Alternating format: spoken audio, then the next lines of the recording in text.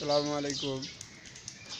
আপনাদের সাথে একটা কথা বলতে চাই, সেটি হচ্ছে যে সামনে উপজেলা নির্বাচন।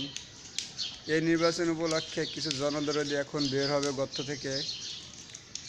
এই সকল জনদরদিরা এতদিন কোথায় থাকে, যারা এই বিশেষ করে নির্বাচনের সময় এসেও হাজির হয় আর বলে আমরা জনদরদি।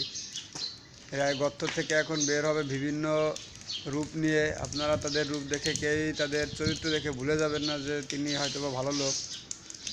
যারা ভালো লোক, ভালো মানুষ, জনদরদি, তারা কোনো বিশেষ উপলক্ষর জন্য আসে না, তারা সবসময় মানুষের পাশে থাকে আপদ বিপদে। কিন্তু আপনারা বিশেষ করে লক্ষ্য করবেন, এই নির্বাচন উপলক্ষে এই সব জনদরদিগুলো গর্ত থেকে বের হবে, সাপের মতো গর্ত থেকে বের হবে। যেমন সাপ আপনার এই গরমের সময় তারা বাইরে চলে আসে,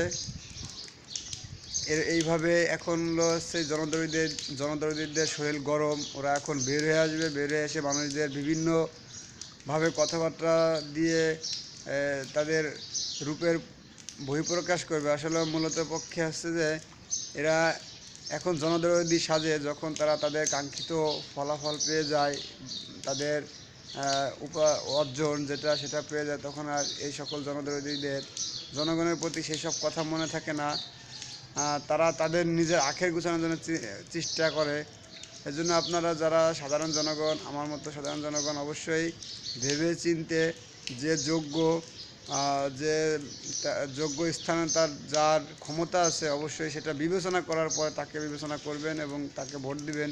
আমি কারো ব্যক্তিগতভাবে কারো নাম বলছি না, কারণ আপনারা এই নির্বাচন উপলক্ষে জানেন যে বিভিন্ন লোক বিভিন্নভাবে আসবে। জনদরদি দেখবেন পোস্টারে লেখা থাকে জনদরদি, সমাজসেবক। শুধু এই নির্বাচন উপলক্ষে সমাজসেবক, জনদরদি, এর পরবর্তীতে জীবনও আর কোনো দিন খোঁজখবর থাকে না 5 বছরের মধ্যে। আর কিছু কিছু সব জনদরদি তার নির্বাচনে নির্বাচিত হতে পারেন না, পরবর্তী 5 বছরের জন্য অপেক্ষা করেন।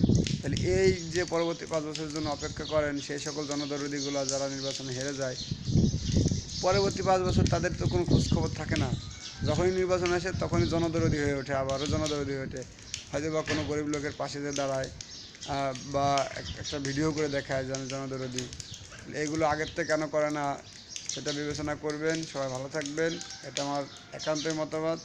যাকে ভোট দিবেন বিবেচনা করে ভোট দিবেন। আল্লাহ হাফেজ।